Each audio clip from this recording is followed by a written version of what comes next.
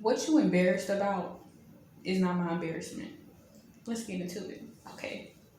So I remember as a freshman, I was studying in the group's office. If you know what that is, if you don't know what it is, essentially it's a program dedicated to scholars, and they have like study rooms, stuff you could study.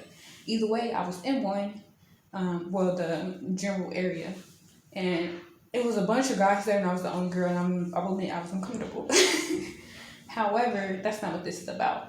My mom called me, and when I answered, I was like, "Mommy," and like just started talking to my mama or whatever, right?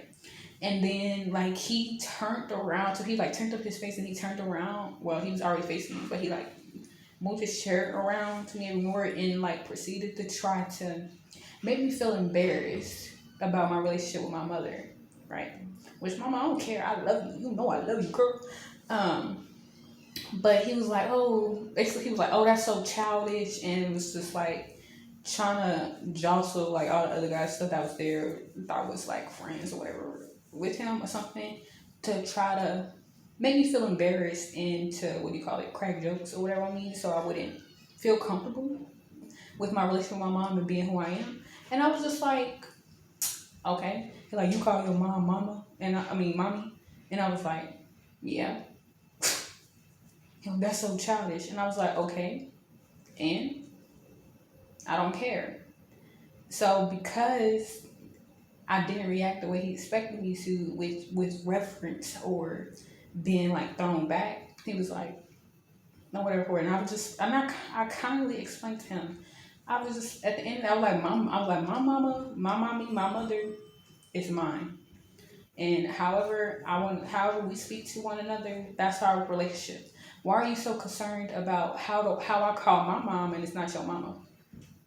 One.